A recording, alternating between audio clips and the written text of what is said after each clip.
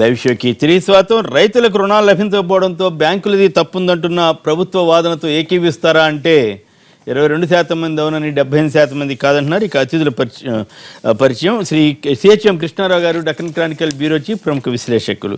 శ్రీ చంద్రశేఖర్ రెడ్డి గారు, TRS senior నేత. శ్రీ భానుప్రకాష్ రెడ్డి గారు, తిరుపతి నుంచి ప్రత్యక్ష ప్రసారం ద్వారా వస్తున్న భారతీయ జనతా పార్టీ సీనియర్ నేత, అలాగే టీటీడీ సభ్యుడు. అలాగే శ్రీ పార్థసారథి గారు, మాజీ మంత్రివర్యులు, వైఎస్ఆర్ కాంగ్రెస్ పార్టీ ప్రధాన కార్యదర్శి. రైతు రుణాల ఇష్యూ రెండు రాష్ట్రాల్లో కూడా పెద్ద సమస్యగా మారుతోంది. ఈరోజు తెలంగాణ శాసనసభలో దానిపై పెద్ద చర్చ జరిగే అవకాశం ఉంది. మరి అదే సమయంలో నిన్న చంద్రబాబు నాయుడు గారు కూడా బ్యాంకర్లు సరిగా రుణాలు ఇవ్వటం లేదంటూ చాలా తీవ్ర స్థాయిలో ఇట్లా అయితే ఊరుకోబోమని హెచ్చరించారు. అయితే రైతు రుణాలు ఇవ్వకపోవడంలో బ్యాంకులది తప్ప, ప్రభుత్వాలది తప్ప, రుణమాఫీ చేసేసామని వారు మరి మంత్రులు, ముఖ్యమంత్రులు చెప్తున్నారు. ఒక పక్కన 24,000 కోట్ల రుణమాఫీ చేశామని చెబుతుంటే వాయిదాల పద్ధతిలో 7,400 కోట్లే ఇచ్చారు. దీంతో వడ్డీలకు కూడా సరిపోలేదు. 18,000 కోట్ల వడ్డీ అయిందని బ్యాంకర్లు చెబుతున్నట్లుగా కొన్ని పత్రికల్లో కథనాలు వస్తున్నాయి. మరి ఈ పరిణామాల నుంచి బయటపడే పరిస్థితి లేదా? ఇక రైతుల ఆత్మహత్యలకు సంబంధించి పుంఖానుపుంఖాలుగా కథనాలు వస్తూనే ఉన్నాయి. ఇటు తెలంగాణలో జరుగుతుంటే ఆ నమస్తే తెలంగాణ పత్రిక ప్రత్యేకంగా ఆంధ్రలో జరిగిన ఉత్తరాంధ్ర నుంచి అనంతపురం వరకు ఒకే నెలలో ఈ నెలలోనే 61 ఆత్మహత్యలు జరిగాయంటూ ఆ పత్రిక ఆంధ్రాకు సంబంధించిన ఆత్మహత్యలపై ప్రత్యేక కథనాన్ని ఇవ్వడం ద్వారా ఇక్కడ తెలుగుదేశం కానీ ఇతరత్ర పార్టీలని తిప్పికొట్టడానికి ఒక ప్రయత్నం చేసినట్లుగా కనబడుతోంది. ఈ నేపథ్యంలో రైతులకు రుణాలు రాకపోవడంలో బ్యాంకులది తప్ప, ప్రభుత్వాలది తప్ప, నిజంగా లేదా రైతులదే తప్ప, ఎవరి తప్పు? కృష్ణారావు గారు. ఒకవైపు బ్యాంకులు గత ఏడాది 2014-15 సంవత్సరానికి సంబంధించి పారిశ్రామిక రంగానికి దాదాపుగా 5 లక్షల కోట్ల రూపాయలు మాఫీ కానీ సబ్సిడీలు కానీ ఆ రూపంలో అందించడం జరిగింది. అదే రైతు దగ్గరికి వచ్చేవాడికి ఏదో 2.5 లక్షలతో ఏదో సరిపెట్టినట్టున్నారు. ఇప్పుడు వాళ్ళు ఏంటంటే ప్రయారిటీ లెండింగ్ అని ఉంటుంది. బ్యాంక్ అంటే ప్రయారిటీ లెండింగ్ అంటే ఎవరికి ప్రాధాన్యతగా మనం రుణం ఇస్తాం, ఎవరి దగ్గర మళ్ళీ రీపే చేయడానికి అవకాశం ఉంది, వారికి ఆ కెపాసిటీ ఉందని చూసుకుని వాళ్ళు చేస్తూ ఉంటారు. ఆ చేస్తున్న దాంట్లో వ్యవసాయం ఎప్పుడు లిస్ట్ ప్రయారిటీ, టాప్ ప్రయారిటీ ఇవ్వడానికి వాళ్ళు ఇవ్వరు. ఇప్పుడు ఇది చేసినప్పుడు ఇక్కడ రైతాంగం సంక్షోభాలు, కరువులు, ఆత్మహత్యలు, ప్లస్ ఈ రుణాలు, మాఫీలు ఇవన్నీ అంటే ప్రభుత్వాలు అధికారంలో ఇదే పార్టీలో అధికారంలోకి రావడానికి ముందర ఇచ్చిన హామీలు, వాళ్ళు ఇచ్చిన హామీలు కూడా ఒకసారి చూడాలి కదా మనం. వాళ్ళు ఏమన్నారు? మేము మొత్తం మాఫీ అన్నారు. సరే, అది వంతుల వారి చెప్తా. అక్కడ ముందు ఏపీలో మొత్తం మాఫీ అన్నారు. ప్రతివాడు మాఫీ మొత్తం చేస్తారు, ఒకేసారి చేస్తారు అనుకుంటారు. లేదు, అది దశల వారీగా 5 విడతలు సంవత్సరానికి 20% చెప్పున 5 ఏళ్లలో 100% చేస్తాము. ఇంతవరకే వీళ్ళకే ఒక రుణానికే, 2 రుణాలకు కాదు అని ఆధార్ కార్డులు, వ్యవహారాలు ఇక రకరకాల దాని మీద చాలా చర్చించాం. అదంతా తెలుసు మనకి. రకరకాలుగా ఏదో అంటే వాళ్ళు అనుకుంటున్నటువంటి కమిట్మెంట్ ని తగ్గించుకోవడానికి ప్రయత్నం చేయడం, దానికి నెపం కొంత బ్యాంకర్ల మీద. బ్యాంకర్లు అలా ఇస్తున్నారు. ఒక్కొక్కరి మీద 2 అకౌంట్లు ఉన్నాయి, 3 అకౌంట్లు ఉన్నాయి, పట్టదారు పాస్బుక్లు ఇవి ఉన్నాయి, నకిలీ పాస్బుక్లు ఉన్నాయి. ఇవన్నీ చేశారు. ఓకే, నకిలీకి ఇవ్వద్దు, అసలు వాళ్ళకే ఇవ్వాలి, బాగానే ఉంది. ఇప్పుడు బ్యాంకు వాడికి తప్పు అని చెప్పే ముందు బ్యాంకు వాళ్ళు ఏమి ఇచ్చారు, ఎవరికి ఇచ్చారు చూసి, ఇదిగో బాబు మీకు చెక్ ఇస్తున్నా వదిలేయండి అంటే వాడు ఇస్తాడు. వాడు ఇంకోడు ఈ అకౌంట్లో తీసి ఆ అకౌంట్లో జమ వేసుకుంటారు. నిన్న ఇక్కడ జరిగిన రౌండ్ టేబుల్లో కూడా అందరూ దాంట్లో కూడా ఈ రైతులకు సంబంధించిన రుణాలన్నీ మొత్తం ప్రభుత్వ ఖాతాలో వేసేస్తే సరిపోతుంది కదా అని ఎవరో ఒక పెద్ద మహానుభావుడు ఆయన సూచన ఏదో చేసినట్టున్నాడు. సో అలా చేసేస్తే అయిపోతుంది. అలా చేయడం లేదుగా. సరే ఇవ్వండి బాబు, మీరు డబ్బులు ఇస్తున్నారు కదా, చంద్రబాబు నాయుడు గారు ఇవ్వండి, కేసీఆర్ గారు మీరు ఇవ్వండి అని అంటే, లేదు మళ్ళీ ఏదో వంతుల వారీగా 2,500, 3 అలాగా అది దశల వారీగా పెట్టి ఇక్కడ 7,000 కోట్లు, అక్కడ ఏదో 14,000, 17,000 కోట్లు ఏదో 2 విడతలుగా ఏదో ఇచ్చినట్టున్నారు. ఇదేమవుతుందంటే పాత అవుట్ స్టాండింగ్ లోన్ ఏమైతే ఉంటుందో దానికి ముందు అవుట్ స్టాండింగ్ వడ్డీకి సరిపోతుంది.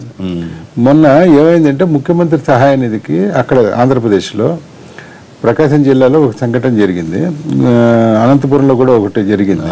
వాళ్ళు ఏం చేశారంటే ఏదో పెట్టుకున్నారు, హార్ట్ ఆపరేషన్ అది ఇదని. చంద్రబాబు నాయుడు గారు 2 లక్షలు 3 లక్షలు శాంక్షన్ చేశాడు.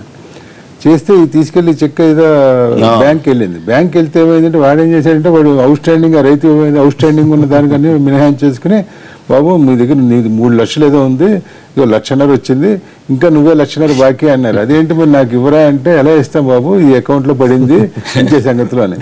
ఇది కేవలం పంట రుణాలే కాకుండా ఇప్పుడు మనకు కూడా రకరకాల రుణాలు ఉన్నాయి. ఇందులో క్రాప్ లోన్స్ ఉన్నాయి, medium, short term, long term, ఇన్ని ఉన్నాయి. వీటిల్లో ఏమవుతుందంటే ఈ అన్ని ఇది కాక ఇక దేనికి తీసుకున్నా కూడా అన్ని రుణాలు కలిసి రైతు అకౌంట్లో ఒకటి పడుతుంది. మీరు ఎవరు ఎంత సహాయం చేసినా అదేదో సముద్రంలో నీటి బుట్టలాగా అతనుకున్న అవుట్ స్టాండింగ్లు ఇవన్నీ మినహాయింపులు అయిపోతాయి. ఈ పరిస్థితి ఒకటి అసలు అంటే ఇప్పుడు బ్యాంకర్ని విమర్శించడంలో బ్యాంకర్లపై అసహనం వ్యక్తం చేయడం కరెక్టేనా? బ్యాంకర్ ఎవరు? బ్యాంక్ ఫర్ ది బ్యాంకర్స్ ఎవరు?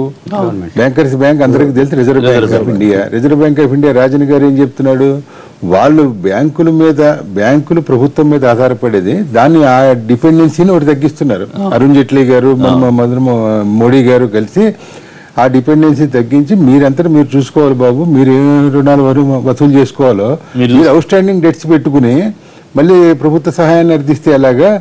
అందరికీ ఒకటి, ఇప్పుడు ఎవరు చూసినా ఒకటే డబ్బు, ఈ అకౌంట్లు ఆ అకౌంట్లు మీరు వసూలు చేసుకోమంటున్నారు, వాళ్ళు వసూలు చేసుకుంటున్నారు ఉంది కాబట్టి, అవుట్ స్టాండింగ్ ఉంది కాబట్టి. మీరు దాంతో ఏమైందంటే వాళ్ళ మీద ప్రెషర్ పడింది బ్యాంకుల మీద. బికాజ్ అంటే చంద్రబాబు నాయుడు గారు ఆర్థిక శాస్త్రంలో కూడా పిహెచ్డి కదా, ఆయనకి ఎన్ని తెలియని విషయాలు కాదు కదా. వేరునా ఆయన ఆర్థిక శాస్త్రంలో పిహెచ్డి ఎలా ఉన్నా, ఆయన రాజకీయాల్లో ఇంకా మాస్టర్ డిగ్రీ కూడా ఉంది. సో ఇది ఇప్పుడు బ్యాంకర్లు ఏం చేస్తారన్నది, బ్యాంకర్లు దెర్ ఇస్ వన్ ఎస్ఎల్బిసి ఉంది, వాళ్ళు ఏం చేస్తారంటే వీళ్ళు ఇప్పుడు ఈయన కేంద్రంలో పార్ట్నరు ఏమైనా అంటే మళ్ళీ అరుణ్ జైట్లీతో ఫోన్ చేయించడం, ఏదైనా పరుషంగా మాట్లాడితే అని సరే అంటూ ఉంటారు, కొంచెం వింటూ ఉంటారు. ఇప్పుడు వాళ్ళు చేసేది, ఇప్పుడు వాళ్ళు they can't violate their rules or regulations issued by the reserve bank from time to time. ఇప్పుడు మీరు ఎలాగో ఇవాళ ఇక్కడ తెలంగాణలో కూడా సమస్య వచ్చింది, చర్చ జరుగుతుంది. మీరేనంటే నమస్తే తెలంగాణ అసలు ఒక్క రైతు ఆత్మహత్య గురించి కూడా రాయకండి ఇన్ని రోజులు. ఆంధ్రప్రదేశ్ లో రైతులు రాయడం, ఇవాళ జరిగింది తెలంగాణలో మామూలుగా ప్రభుత్వం, మీరు విలేకరి నేను విలేకరిగా ఉన్నాం. ఇంతకు ముందు ఏంటంటే ఏదైనా ఆత్మహత్యలో హత్యలో జరిగితే ఒక కన్ఫర్మేషన్ ఇది. ఇప్పుడు అలా కాకుండా ఏంటంటే ప్రభుత్వం చెప్పడం ఎక్కడ చెప్పడంలా ప్రైవేట్ పరంగా మనకు 3 వార్తలు రాస్తున్నాం. ఏ ఒక్క పేపర్ లో కూడా 1161 తెలంగాణలో అని ఒకడు, 933 అని ఒకడు, 1450 ఏముంది ఇది ఈ అకౌంట్లు వ్యవహారం. మనం అప్పుడు తెలంగాణ ఆత్మహత్యలప్పుడు మన రాజశేఖర రెడ్డి ఆత్మహత్యలప్పుడు ఇవన్నీ చూసాం కదా. ఇవన్నీ ఈ ఫిగర్లు కాదు. నేను అనేది ఏంటంటే అసలు కీలకమైన ఏంటంటే మీకు అగ్రికల్చర్ డిపెండెన్సీ రైతుల కుటుంబంలో అందరూ అందులో ఇన్వాల్వ్ అవ్వడంలో ఒకప్పుడు అయ్యేవారు. ఇప్పుడు అందరూ ఏంటంటే ఎవరు ఇష్టం ఉద్యోగాలకి వాటికి వెళ్ళిపోయారు, కూలీలు అవసరం పడింది, అక్కడేమో చిన్న కమతాలు అయ్యాయి, పెట్టుబడి ఎక్కువ అయిపోయింది. ఇలాగే చాలా రకాల సమస్యలు ఉన్నాయి. అంత ఒక ఏదో సొల్యూషన్, సింగిల్ పాయింట్ సొల్యూషన్ లేదు. ప్రతి వాళ్ళు బాగుండడానికి స్వామినాథన్ కమిటీ అయితే మీకు కిలో 100 రూపాయలు ఇది అవుతుంది, అన్న బియ్యం అమ్ముతుంది, దానికి కొంటారు ఎవరైనా? ఎందుకంటే 1.5 times వ్యవహారం, పెట్టుబడులు ఇవన్నీ దృష్టిలో పెట్టుకు చేయాలంటే. సో దీనికి చర్చ జరగాలి. ఇక్కడ జరిగేది ఏంటంటే చర్చ జరగడంలో రచ్చ జరుగుతుంది. ఇప్పుడు ఏదైనా అడిగితే ఏంటంటే మీరు అక్కడ ఏం మాట్లాడారు, ఇప్పుడు కేసీఆర్ రేపు డిఫరెంట్ గా చెప్తాడు. కిషన్ రెడ్డి గారు మీరు ఇక్కడ చెప్పారు, ఈ నాయకుడు అక్కడేం చెప్పాడు, ఆంధ్రప్రదేశ్ లో ఒకటేదో చదివి వినిపిస్తాడు. ఏదో ఇలాగా మీరేదో అన్నారు, నేనేదో చేయడం లేదు, నా దగ్గర 1461 అయ్యాయని. మరి రాజశేఖర రెడ్డి గారు అంతా చేసేసాడు కదా, మరి చేస్తే మరి ఆయన హయాంలో ఎందుకు ఆత్మహత్యలు అయ్యాయి? ఆయన ఆత్మహత్యలు చేసుకోకూడదని మే 14వ తారీఖున ఆయన అన్నాడు, ఆయన ముఖ్యమంత్రి అయిన రోజున. అయినా కొన్ని 100,000 అయ్యాయిగా. చర్చ హేతుబద్ధంగా జరిగి ఒక పద్ధతి చిత్తశుద్ధిగా జరిగితే ఏదైనా పరిష్కారం ఉంటుంది తప్ప ఇక్కడ రాజకీయాల కోసం అయితే ఇక దీనివల్ల ఎటువంటి ప్రయోజనం కూడా ఉండదు. రైట్. పార్సారథి గారు చెప్పండి, ఏంటి ఏపీలో బ్యాంకులు రుణాలు ఇవ్వకపోవడం మీద చంద్రబాబు గారు ఆగ్రహం వ్యక్తం చేశారు. అలాగే ఇక్కడ కూడా మంత్రులు బ్యాంకుల మీద ఆగ్రహం వ్యక్తం చేశారు, మీరు సరిగ్గా ఇవ్వట్లేదు, మేము వడ్డీ కూడా మేము కడతామంటున్నారు. నిజంగానే బ్యాంకులు ఆ రకంగా మీరు కూడా మంత్రిగా చేశారు, ఎస్ఎల్బిసి ఇటువంటి వాటిలో కూడా మీరు పార్టిసిపేట్ చేశారు. బ్యాంకులది తప్ప, ప్రభుత్వాలు తప్ప, లేదు మిమ్మల్ని నమ్మిన రైతులు తప్ప? అంటే మీరంటే మీ రాజకీయ వ్యవస్థని అక్కడ బ్యాంకులది పూర్తిగా తప్పని అనలేమండి. ఎందుకంటే బ్యాంక్ మేనేజర్ కానివ్వండి, ఆఫీసర్ కానివ్వండి, రిజర్వ్ బ్యాంకు లేదా ప్రభుత్వం ఏర్పరిచిన నిబంధనలకు అనుగుణంగానే వెళ్తారు.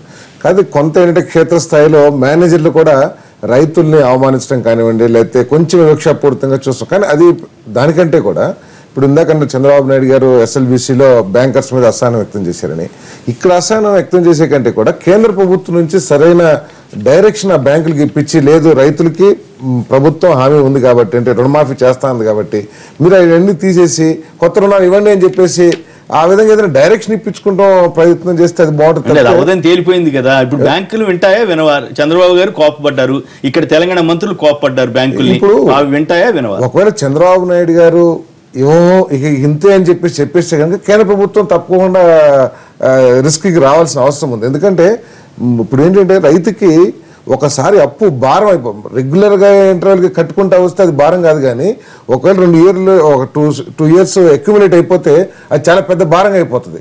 ఇప్పుడు ఆ విధంగా ఇప్పుడు NPL అయిపోయినాయి అన్నీ కూడా. రైతు కూడా ముందుకు వచ్చి కట్టాలనే ఆలోచనలో కూడా రావటం కూడా కష్టం పరిస్థితి అవుతుంది. కానీ ఇది తప్పకుండా కేంద్ర ప్రభుత్వం నుంచి ముఖ్యమంత్రులు మంత్రులు అసహనం వ్యక్తం చేసే కంటే కూడా వీళ్ళంతా మాట్లాడి గవర్నమెంట్ నుంచి, సెంట్రల్ గవర్నమెంట్ నుంచి ఒక డైరెక్షన్ ఇప్పిస్తారు. మాకేం సంబంధం, మేమన్నా మేనిఫెస్టోలో పెట్టామా, మేమన్నా ఇస్తామని అట్లా అనుకుంటే సరిపోదు కదా. ఇప్పుడు అందరు మీరు అన్నారు, మీరు తప్ప అని అన్నారు కదా, అందరం మేమే. అందరూ మీరు మీ మేనిఫెస్టోలో మీరు రాసుకున్నారు, మీరు డ్వాక్రా రుణాలు మాఫీ చేస్తామని, మీరు రైతు రుణాలు డ్వాక్రా రుణాలు మాఫీ చేస్తామని చంద్రబాబు గారు, లేదు ఇక్కడ ₹1,00,000 బీజేపీ వాళ్ళు రాయలేదు.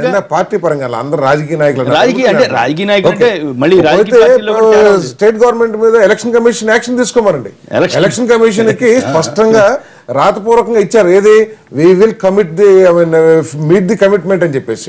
నేను అన్ని పరిశీలించిన తర్వాత ఈ కమిట్మెంట్ ఇస్తాను. ఎలక్షన్ కమిషన్ రాశారు, ఎలక్షన్ కమిషన్ ని యాక్షన్ లేకపోతే కేంద్ర ప్రభుత్వం యాక్షన్ ఏదో తీసుకోమని చెప్పండి. అంతేగాని గాలికి రైతులను వదిలేస్తాం అనేది అది చాలా తప్పండి. ఇప్పుడు రైతులు పెట్టుబడి కోసం విలువలాడిపోతాం. ఇప్పుడు భయపడి చంద్రబాబు గారు కూడా ఎన్డీఏలో భాగస్వామి కాబట్టి ఇప్పుడు భయపడే ఉన్న రైతులకి బ్యాంకులు లోన్లు ఇస్తాయా, పాత వడ్డీలు కానీ కట్టకుండా? ఇప్పుడు 7,000 ఇస్తే మీరు 18,000 కోట్లు వడ్డీ అయిందని ఒక పత్రిక రాసింది. మరి ఎంతవరకు కరెక్టో నాకు తెలియదు, అంతవరకు ఉందా లేదా? వాస్తవానండి, వాస్తవం. ఎందుకంటే 14% మనకు తెలిసింది ఏంటంటే బ్యాంకులు చెప్పిన 87,000 కోట్ల అప్పు ఉంది, దాని మీద 14% వేస్తున్నారు. సింపుల్ క్యాలిక్యులేషన్ అది. సో వాళ్ళు ఏదైతే ఇచ్చారో ఇప్పటి వరకు కేవలం వడ్డీకే సరిపోతుంది. రాబోయే రోజు 3 విడతలు 4 విడతలు ఇస్తారని అది కూడా వడ్డీకే సరిపోతుంది. అసలు ఆ విధంగానే మిగిలిపోయే పరిస్థితి ఉంది. అది క్యాలిక్యులేషన్ చేయమనండి, రాజకీయంగా మనం మాట్లాడద్దు. మీరైనా సరే ఇప్పుడు చంద్రన్న రైతు యాత్రని విజయయాత్రలు అని చెప్తే మొత్తం 24,000 కోట్లు రుణమాఫీ చేసామని పుల్లారావు గారు చెప్తున్నారు కదా. మరి పైగా పుల్లారావు రైతు ఇంకో మాట అన్నారు, ప్రైవేట్ వ్యాపారులు కూడా, వడ్డీ వ్యాపారులు ఎవరైనా సరే ప్రైవేట్ రుణాలు ఇచ్చిన వాళ్ళు కూడా రైతుల మీద ఒత్తిడి చేయకూడదని అంటున్నారు. మరి కొత్తగా రుణాలు అంటే వడ్డీ వ్యాపారులు కూడా ఇవ్వద్దని చెప్పేసి చెప్తున్నట్టున్నారు. ఇప్పుడు ఇంతకు ముందండి బ్యాంకులు చాలా వెసులుబాటు ఇచ్చారు రైతుకి. రైతు మీద నమ్మకం ఉంటే బ్యాంకు కొంత లిబరల్ గానే ఎక్స్టెండ్ చేసేవాళ్ళు. ఇప్పుడు ఎకరం విలువ 10 లక్షలు ఉంటుంది. మీ రూల్ ప్రకారం అయితే ఎకరానికి 20,000 ఇవ్వాలి. కానీ రైతు చూసి, రైతు యొక్క మంచి అతని బ్యాక్గ్రౌండ్ చూసి 50,000 కూడా ఇచ్చిన పరిస్థితులు ఉన్నాయి. ఈ రోజు ఈ ప్రభుత్వ నిర్వాహకం మూలంగా లేదు, మేము 20,000 ఏదైతే నిర్ణయించిందో స్కేల్ ఆఫ్ ఫైనాన్స్ అంతవరకే ఇస్తామని చెప్తారు. దాంతో పెద్ద చిక్కును ఎదుర్కోబోతున్నారు ఈ రైతులందరూ కూడా. అంతేకాని ఇంత ముందు 2-3 ఊర్లలో పొలాలు ఉన్నాయి అనుకోండి, ఎవరికైనా ఒక అత్తగారు ఊర్లోనో లేదా 2 చోట్ల బ్యాంకులు ఇచ్చాయి. ఇప్పుడు ఈ రోజు ఇక్కడ నుంచి మొండికెళ్ళిపోతాయి. ఎందుకంటే వీళ్ళ నిబంధన పెట్టి రీపేమెంట్ ఇచ్చేటప్పుడు ఇటువంటివన్నీ పెట్టారు కాబట్టి అదొక పెద్ద సమస్య అవుతుంది. ప్రభుత్వం తప్పు అంటారు. ప్రభుత్వం కూడా తప్పు ఉంది, దాన్ని ఎట్లయినా సరి చేయాల్సిన బాధ్యత కూడా ప్రభుత్వం మీద ఉందని చెప్పేసి భావిస్తున్నాను. తర్వాత వీటన్నిటికీ మించి రైతు ప్రతిదానికి కూడా అప్పు మీద ఆధారపడతాం, తర్వాత ఖర్చు పెరిగిపోతాం. ఇంత ముందు మనందరూ కూడా తెలుసు, సేంద్రియ ఎరువులతోనే దాదాపు 2-3 ఎకరాల రైతులందరూ కూడా చేసేవాళ్ళు. ఒక గేదె ఉండేది, 2 గొర్రెలు ఉండేవి, లేదా 2 కోళ్ళు ఉండేవి. ఈ విధమైన అదనపు ఆదాయం వచ్చే విధంగా ప్రభుత్వాలు చర్యలు తీసుకోకపోతే ఇంకా ఎవరు ఏమి చేయలేరు. అదే విధంగా కెమికల్ ఫెర్టిలైజర్స్ మీద ఎక్కువ ఆధారపడిపోతుంది. అది చాలా భూమి ఖర్చు ఒకటి పక్కన పెట్టండి, భూమి సారవంతం కూడా నిస్సారం అయిపోతాం ఉన్న కొద్ది కూడా. రాబోయే రోజులు ఆదాయం కూడా రాదు రైతుకి. సో ఇటువంటి వాటి మీద ప్రభుత్వం వెంటనే చర్యలు తీసుకోవాలి. శాస్త్రజ్ఞులు కూడా ఇటు మీద వెంటనే తీసుకుని అదనపు ఆదాయ వనరులు ఏ విధంగా చేయాలి. తర్వాత ఏదైతే ఖర్చులు రైతుకి ఖర్చులు ఉన్నాయి, వైద్యం, ఈ 2 పెద్ద మేజర్ ప్రాబ్లం. విద్య ఏమవుతుందంటే ఈ రోజు మన ప్రైవేట్ ఎడ్యుకేషన్, నేను ఎడ్యుకేషన్ మినిస్టర్ చేశాను, కానీ ఎవరు కూడా కంట్రోల్ చేయలేని పరిస్థితి. గవర్నమెంట్ స్కూల్స్ మీద రైతులందరికీ కూడా నమ్మకం పోయి, రైతులు కాదు అందరికీ నమ్మకం పోయి దాంట్లో చదివిస్తూ అనేది ఒక అవమానకరంగా భావించే పరిస్థితులు వచ్చినాయి. అబ్దుల్ కలాం గారు అక్కడ చదివారు, ప్రణబ్ ముఖర్జీ గారు కూడా అక్కడ చదివారు. కానీ ఈ రోజు 2 ఎకరాల రైతు కూడా తీసుకెళ్లి కాన్వెంట్ చేస్తున్నారండి. 2 ఎకరాలకు ఎంత ఆదాయం వస్తుంది, ఎంత బ్రహ్మాండంగా పడినా కూడా 30,000 కంటే 8% ఎక్కువ రాదు. కానీ 500 రూపాయలు, 2 పిల్లలు ఉంటే 1000 రూపాయలు రెసిడెన్షియల్ పెట్టి ఎట్లా సాధ్యమైంది? ఇవన్నీ కూడా ఈ రెండు మార్చాల్సిన అవసరం. ఎడ్యుకేషన్, కార్పొరేట్ ఎడ్యుకేషన్ ఈ రకంగా రైతులు తప్పుంది. రైతులు తప్పని అంటే వాళ్ళు భవిష్యత్తు కోసం మించి ఖర్చులు పెట్టడం. ఇప్పుడు మీ ప్రభుత్వ పాఠశాల మీద నమ్మకం కలిగించాలి. అది అదే విధంగా ప్రైవేట్ ఎడ్యుకేషన్ ఏదైతే ఫీజులు ఇబ్బడిగా చేస్తున్నారో దాన్ని కంట్రోల్ చేయడానికి ఉక్కుపాదం మోపాలి. రైట్. రామకృష్ణ గారు విజయవాడ నుంచి లైన్ లో ఉన్నారు. రామకృష్ణ గారు నమస్కారం. చెప్పండి, ఈ రుణాలు ఇవ్వకపోవడంలో రైతులు తప్ప, బ్యాంకులు తప్ప, ప్రభుత్వాలు తప్ప, రాజకీయ నాయకులు తప్ప? హలో హలో, మచిలీపట్నంలో మాకు పొలాలు ఉన్నాయండి. మాట్లాడండి.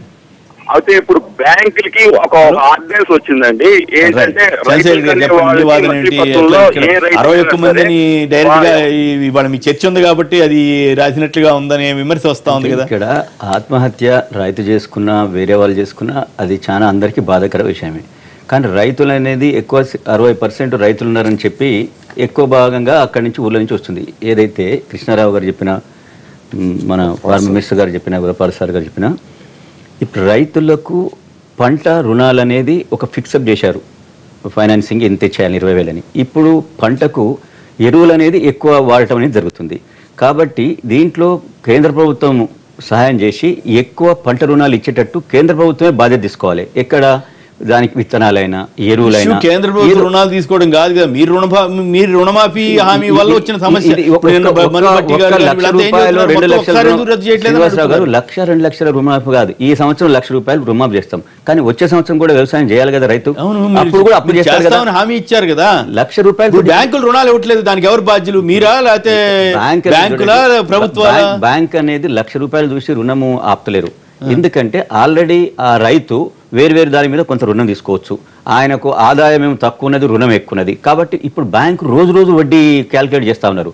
కాబట్టి బ్యాంకులు దీన్ని ఇండస్ట్రీగా చూస్తలేరు. ఇండస్ట్రీ అయితే ఇంత ఏంది ఎంప్లాయ్మెంట్ వస్తుందని చెప్పి సెంట్రల్ గవర్నమెంట్ రూల్స్ ఉండబట్టి ఎంతైనా లోన్ ఇస్తారో అది చేస్తారు. ఇక్కడేంటి, రైతుకు తనే కుటుంబమే కదా, తర్వాత పంట వచ్చిన తర్వాత అందరికీ అది ఆహారంగా ఉంటుంది. కాబట్టి ఇది సెంట్రల్ గవర్నమెంట్ ఇప్పుడు ఏదో ఒక పాలసీ తీసుకోవాలి గవర్నమెంట్. ఎందుకంటే సెంట్రల్ గవర్నమెంట్ తీసుకోవాలా? నాట్ ఫర్ ఈ ఒక్క దాని కోసం మీరు 1,00,000 రూపాయలు రుణమాఫీ చేస్తా ఉన్నారు. శ్రీనివాసరావు గారు చేస్తే ఒక వాయిదా చేశారు, రెండో వాయిదా పూర్తిగా ఇప్పుడు ఈ వడ్డీ అంతా ఎవరు కట్టాలి? కడతామని చెప్పారు, కట్టట్లేదట. మనకు 10 ఏళ్ల కింద కూడా రుణమాఫీ జరిగిందండి. అది సెంట్రల్ గవర్నమెంట్ కాబట్టి వాళ్ళు ఇవ్వదలుచుకుంది. కానీ దాని తర్వాత జరగలేదా? కాబట్టి రుణమాఫీ ఒకసారి ఇది జరుగుతుంది, తప్పక అవుతుంది. కానీ దీనికి అసలు కారణం ఏంటి?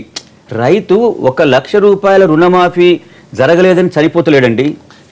చనిపోవడం ఒక ఆస్పెక్ట్, కొత్తగా రుణాలు రావట్లేదు అనే దానికి కారణం ఎవరన్నది ప్రశ్న. దానికి కారణం ఏంటంటే ఇప్పుడు ఏ ప్రభుత్వానికైనా పెద్ద ఎత్తున అనుకొని చేస్తారు. దానికి ఒకటి ఏమనుకోవాలంటే, ఏదైతే బ్యాంకర్ ఉన్నాడో ఈ రైతుకు 1,00,000 రూపాయలు మేము రుణమాఫీ చేస్తున్నాం, మీరు 1,00,000 ఈ ఏదైతే మేము ఇస్తున్నామో దానికి గ్యారంటీగా ఉండాలి. మీరు అంతకుముందు ఏదైనా రుణం ఇచ్చారో అది మీ బాధ్యత అనేది ఉంటే బాగుంటుంది. ఇక్కడ బ్యాంకర్ ఏం చేస్తా ఉన్నాడు, అంతకుముందు తన ఇష్టం ఉన్నట్టు లోన్లు ఇచ్చి ఇది ఎప్పుడైతే రుణమాఫీ ఉందో వచ్చిన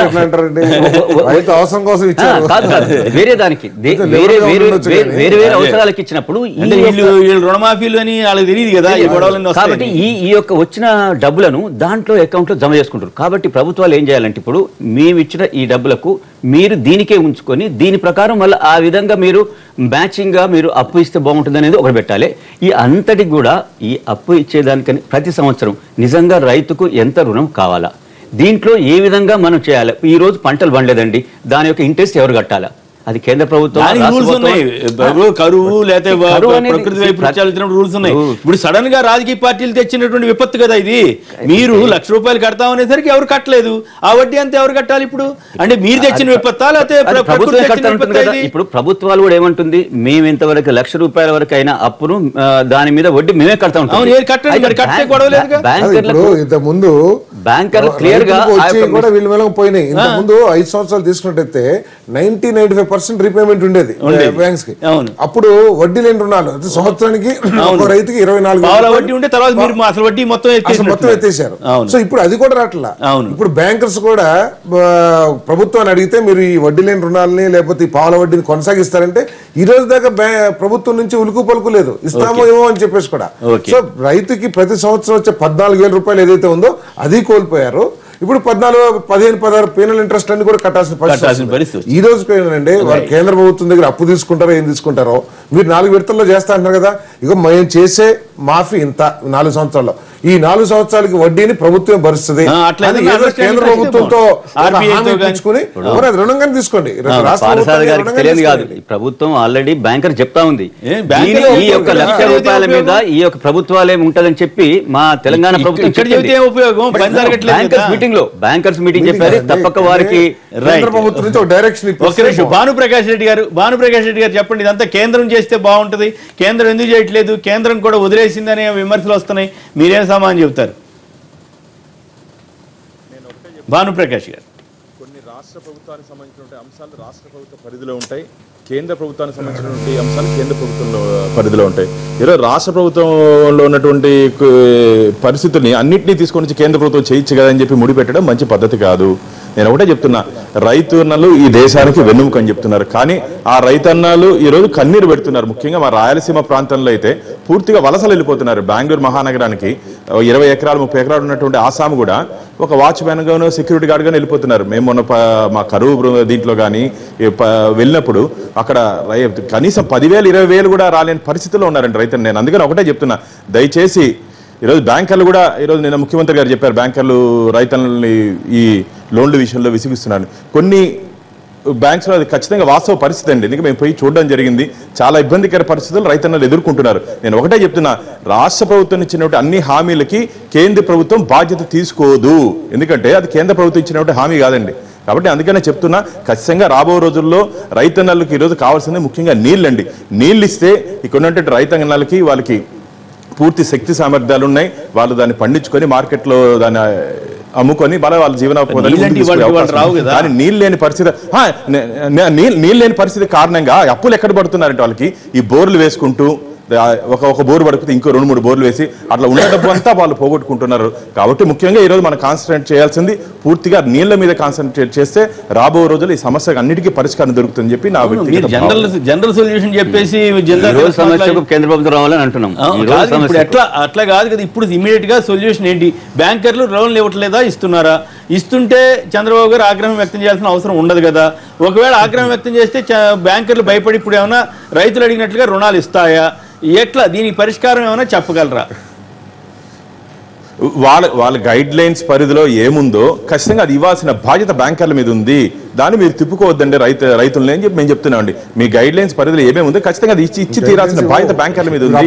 నిష్పక్షపాతంగా ఉండాల్సిన అక్కడ మీరు ఏదో అక్కడ ఉన్నటువంటి అధికార పక్షమో విపక్షమో చూడకుండా రైతులందరినీ ఒకే పక్షంగా చూడాల్సిన బాధ్యత ఉంది బ్యాంకర్లు కానీ ఎవరు కానీ. మేము అది చెప్తున్నాం.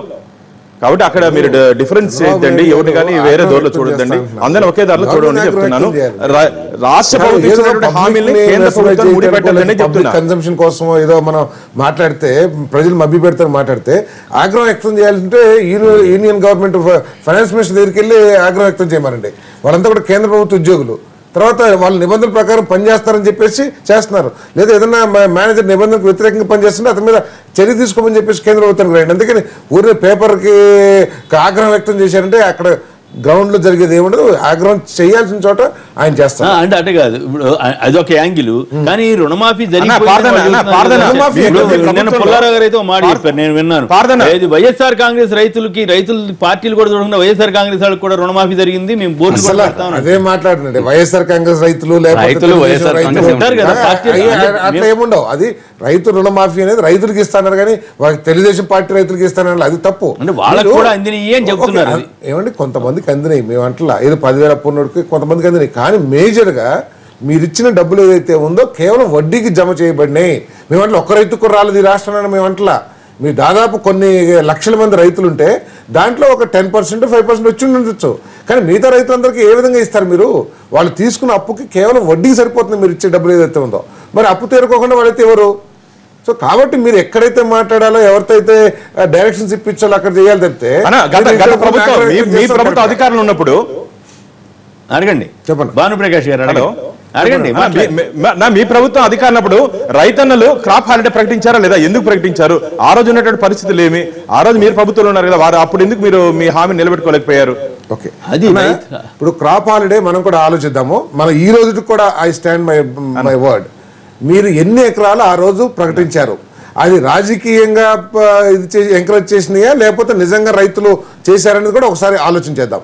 ఈ రోజు కృష్ణా డెల్టాలో నేను మాట్లాడేది, I'm not talking about Rayalaseema Telangana వేరే చోట కాదు, కృష్ణా డెల్టాలో 50% ఇంకా ఈ రోజుకి కూడా నాట్లు పడలా. అది పరిస్థితి.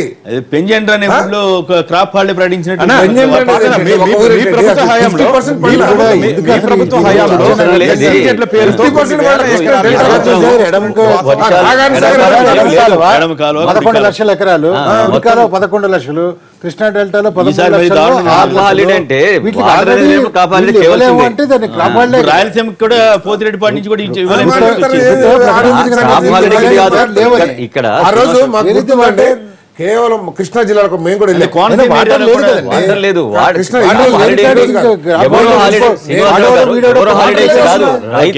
రైతు వర్షం ఉంటే తప్పక సేద్యం చేస్తాడు.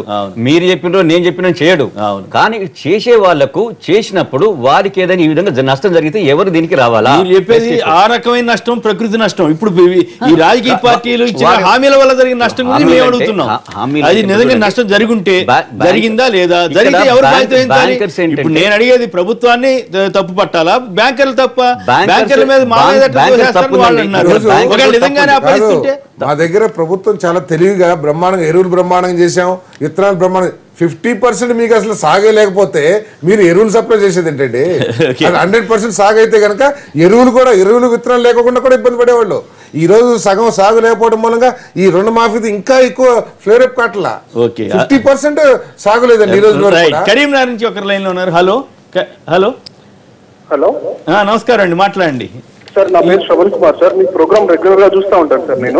ధన్యవాదాలు. విషయానికి రండి దయచేసి. నేను ఒక రైతు బిడ్డను సార్. ఇంకోటి ఏంటంటే ఆ ప్రేమతోటి రైతు మీద ప్రేమతోటి నేను అగ్రికల్చర్ ఇంజనీరింగ్ చేశాను. Very good. మీరు డిస్కస్ చేసే పాయింట్ కరెక్టే సార్. నేను రోజు చెప్పదలుచుకున్నది అంటే ఒకటి ఏంటంటే రైతులకు రుణాలు అందించడంలో సార్, రైతులకు రుణాలు అందించడంలో ఏంటంటే ఎవరు కూడా ఏ గవర్నమెంట్ కూడా కరెక్ట్ ఇనిషియేషన్ లేదు సార్. సో ఒకటి ఏంటంటే ఫర్ ఎగ్జాంపుల్ కరీంనగర్ లో తెలంగాణలో ఒక ట్రాక్టర్ సబ్సిడీ గురించి జరుగుతుంది. సో అక్కడ ఏమంటున్నారంటే స్మాల్ అండ్ మార్జినల్ ఫార్మర్స్ మాత్రమే మేము సబ్సిడీ ఇస్తా అంటున్నారు.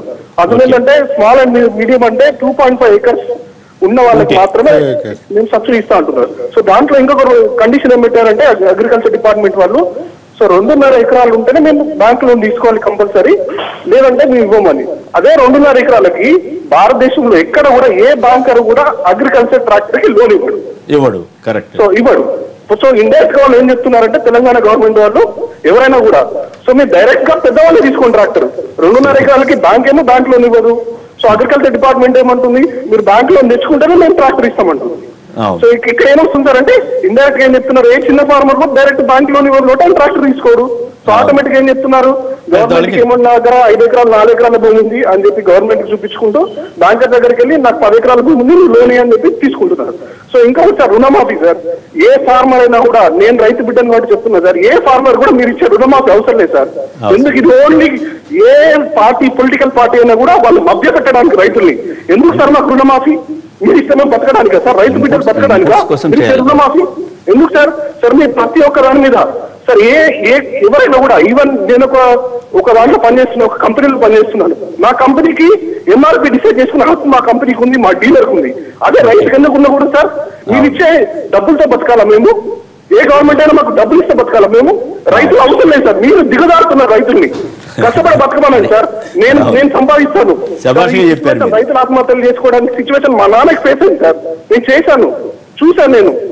నేను చదువుకున్న టైంలో మా నాన్న 2 ఎకరాలు అమ్ముకొని ఏం చేయాలో అర్థం కాక ఇంట్లో ఒక వారం రోజులు లేచాను సార్. నేను చదువుకున్న టైంలో నేను బయటకు వచ్చి నేను అగ్రి ఇంజనీరింగ్ చేశాను కాబట్టి నేనేదో ప్రైవేట్ కంపెనీలో చేసుకుంటూ 5,000 జీతంతో స్టార్ట్ చేసి ఇప్పుడు 60,000 జీతంతో నేను బతుకుతున్నాను. సిచ్యువేషన్స్ అన్ని తెలుసు. మీరు ఏ గవర్నమెంట్ కూడా సార్ దయచేసి రైతులకు రుణమాఫీ అని చెప్పకండి, రైతులకు మేము అరిస్తాము ఇది ఇస్తామని చెప్పకండి. సో మీరు ఏమన్నా కూడా సార్, మీరు డైరెక్ట్ గా ఇన్పుట్స్ వచ్చి సార్, ఒక 1000 రూపాయలకి వడ్లు బండవు సార్ ఇవాళ రేపు. 1000 రూపాయలకి ఏ రైతు కూడా వడ్లు బండవు. అర్థం చేసుకోండి సార్. మీరు ఎవరైనా కూడా ప్లీజ్ ఒక రైతును కూర్చొని పెట్టి మాట్లాడేయండి సార్. పొలిటికల్ పార్టీ 5 నిమిషాలు డిస్కస్ చేస్తారు, వాళ్ళు వెళ్ళిపోతారు. మీలాంటి మిత్రులకు అవకాశం ఇచ్చేది అందుకోసమే కదా. మీరు ఇప్పుడు రైతు తరఫున మాట్లాడారు కదా. అయితే రైతులందరూ రుణమాఫీ కోరుకోవట్లేదని అనుకోలేము, ఎందుకంటే రాజకీయ నాయకులు అట్రాక్షన్ పెట్టినప్పుడు సహజంగానే అట్రాక్ట్ అవుతారు కదా, రైతులు కానీ డ్వాక్రా వాళ్ళు కానీ ఎవరైనా కానీ. కానీ ఇక్కడ నా పాయింట్ ఏంటంటే ఇప్పుడు రుణాలు ఇవ్వకపోవడానికి ఇప్పుడు బ్యాంకర్ల మీద తప్ప ప్రభుత్వాలు తప్ప అన్నది నా ప్రశ్న. తప్ప సార్, బ్యాంకర్లు సార్ ఎవరైనా కూడా ఒక పాలసీ ప్రకారం వెళ్తారు సార్. బ్యాంకర్ సార్ ఎవరైనా కూడా ఒక పాలసీ ప్రకారం వెళ్తారు. ఎవరు కూడా బ్యాంకర్ ఏంటంటే వాళ్ళకు గైడ్ లైన్స్ ఉంటాయి, ఆర్బీఐ గైడ్ లైన్స్ ఉంటాయి సార్. మీరు గవర్నమెంట్ ఏం చెప్తుంది, మీరు ఆ గైడ్ లైన్స్ మార్చండి సార్. 2 ఎకరాలు ఉన్న వాళ్ళకు కూడా మేము రైతులకు లోన్ ఇవ్వండి అని చెప్పి గైడ్ లైన్ మార్చండి. గైడ్ లైన్ మార్చి అయిపోతుంది సార్. సో ఎవరు కూడా సార్ రుణాలకు ఎవరు కూడా ఏ రైతు చిన్న రైతులకు ఎవరు కూడా రుణాలు అందట్లేదు. మీ పాలసీని మార్చండి. పాలసీ మార్చితే అందరు రైతులకు కూడా క్లియర్ గా తెలుస్తుంది సార్. బాగా చెప్పారు, మంచిగా చెప్పారు. వెంకృష్ణ గారు బాగా చెప్పాడు. ఆయన బాగానే చెప్పారు. కానీ ఒకటి ఇప్పుడు ఆయన 60,000 రూపాయలు రావడంలా ఉద్యోగం ద్వారా వస్తుంది, వ్యవసాయం కూడా చేసుకుంటారు. కానీ అదే 2 ఎకరాలు 3 ఎకరాలు వాళ్ళ తండ్రికి ఉన్నటువంటి దాని వల్ల వచ్చే ఆదాయం లెక్కేసుకుంటే అత్యంత తక్కువ. దానికి రుణాలు సరిగా డైవర్సిఫికేషన్ అనేది చాలా పెద్ద స్కేల్లో మొత్తంగా జరిగింది. రైతు అంటే అంతకుముందు ఊరికి ప్రతి చోట రైతులు అని కాకుండా కుటుంబాలు వాళ్ళు ఉండేది కాకుండా చాలా మంది వేరే వేరే ఫీల్డ్స్ వెళ్ళిపోయారు. రైతులు అనే వాళ్ళు కూలీలు కూడా దొరకడం లేదు. ఇవన్నీ చాలా ఎకనామిక్స్ అనేది చాలా ఉంది. ఇప్పుడు ఊర్లలో అగ్రికల్చర్ ఇంత ముందు కుటుంబంలో 4 కలిసి చేసేటోళ్ళు, ఇప్పుడు ఇంట్లో 4 లేరు, 2 ఉన్నారు. 2 కూడా పెద్ద మనుషులే ఉన్నారు, వాళ్ళ కూలీలు దొరకలేరు. కాబట్టి దీనికి వ్యవసాయానికి వెనక ఏముంది, ఏం కావాలి వ్యవసాయానికి? పనిముట్లు. ఇప్పుడు ట్రాక్టర్ లేకుండా వ్యవసాయం జరుగుతలేదు. ట్రాక్టర్ కావాలంటే వాళ్ళు 2 ఎకరాలైనా ఇయ్యాడు. 2 ఎకరాలైనా ఎక్కువ మంది రైతులు ఉన్నారు. మరి ఏ విధంగా చేయాలి? మీరు చెప్పలా, మీరేం చెప్పారు? ₹1,00,000 రుణం మాఫీ చేసేస్తామని చెప్పారు. అక్కడేం చెప్పారు? మేము మొత్తం రుణాలు మాఫీ చేస్తాం. దాంతో ఇప్పుడు బ్యాంకులు రుణాలు ఇవ్వకపోవడానికి కారణం అంటే మీరు పాత చరిత్ర అంతా చెబితే కాదు కదా. ఇవన్నీ కాదు, కరెక్టే మీరు చెప్పింది. కానీ రుణమాఫీ చేయకపోవడం వల్ల బ్యాంకులు రుణాలు ఇవ్వటం లేదా రుణమాఫీ చేసినా కూడా బ్యాంకులు ఇవ్వకపోతే నేరస్తులు బ్యాంకుడు అవుతాడా? బ్యాంకు వాడు అవుతాడా? కూడా మరి బ్యాంకులు తప్ప ప్రభుత్వాలు తప్ప? ఎక్కడ తప్పు చేస్తున్నారంటే బ్యాంకులు ఈ యొక్క ₹1,00,000 ఏదైతే రుణమాఫీ గవర్నమెంట్ చేస్తానంటే దానికే వారు పరిధిని అంతవరకే ఉంచుకోకుండా పరిధి దాటి చేస్తున్నారు. ఇంకా అప్పు దేనికైనా ఉంటే దానికి తీసుకోవటం, అంతకుముందు రైతు ఎందుకు తీసుకుంటున్నాడు? రైతు ఈ 1 సంవత్సరం రుణమాఫీ కాదు, ఆయన 3 ఏళ్ల కింద కూడా పంట పడలేదు, రుణం తీసుకొని ఉన్నాడు. ఆ రుణం కూడా తీర్చలేకపోతున్నాడు. కాబట్టి దీంట్లో ఏంటంటే అసలు వ్యవసాయం చేసేటప్పుడు వారు ఏమన్నారు, ₹1,000 దాంతో వరి పంట చేయలేమన్నాడు. ఎంత నిజంగా అవుతుంది? కృష్ణారావు గారు ఏమన్నారు, ₹100 అవుతుందండి బియ్యం చేస్తారా? ₹100 బియ్యం కావద్దంటారు. అమ్మేదానికి రేట్ తక్కువ కావాలంటారు. కొనేటోళ్ళు ఎక్కువ. రాజకీయ పార్టీలు విధానాల్లోకి వెళ్లకుండా మీరు అడుగులు హామీలను ఇచ్చేసేసిన తర్వాత చర్చ ద్వారా ఇప్పటికైనా రాజకీయ పార్టీలను చేయాలి. ఈ విధంగా ఖర్చు తగ్గించాల్సిన అవసరం ఉంది. అది వేరే ఇష్యూ వచ్చి దీని వరకే పరిమితం. బ్యాంకులు తప్పు మేజర్ అని మేము అనుకుంటలేదండి, ప్రభుత్వం తప్పు. ఎందుకంటే ప్రభుత్వం మాటలు నమ్మి రైతులు అప్పులు చెల్లించలేదు. అప్పులు చెల్లించకపోతే తిరిగి అప్పులు ఇవ్వమనేది బ్యాంకులు కూడా.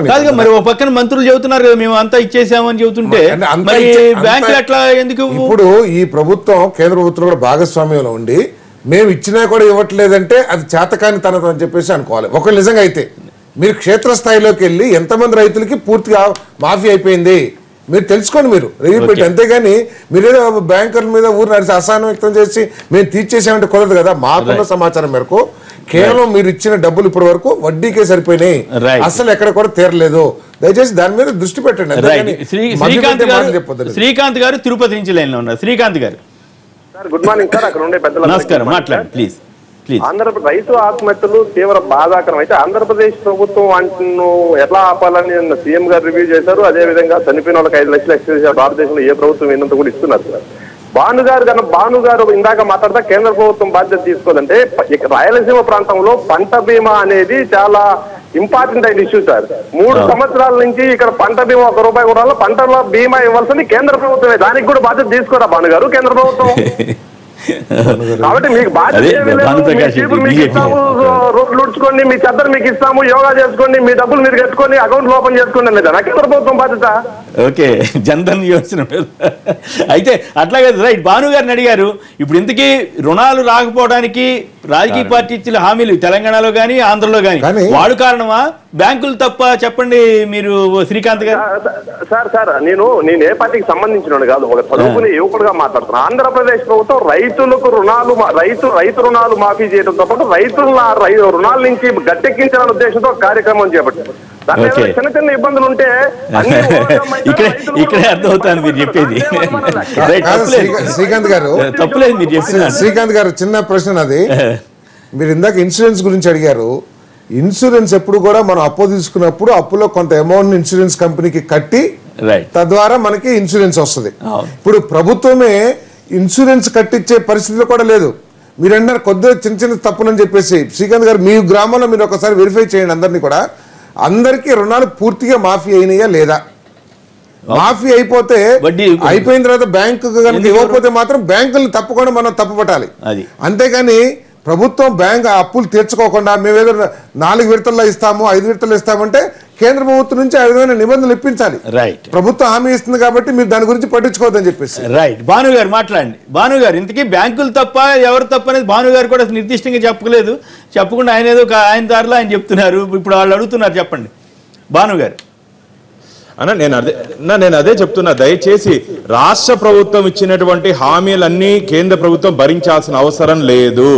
రాష్ట్ర ప్రభుత్వం ఇచ్చినటువంటి హామీలకి ఏదైనా సరే మిత్రపక్షం అయినంత మాత్రాన ఆ పరిధి కూడా చూసుకోవాల్సిన అవసరం ఉంది.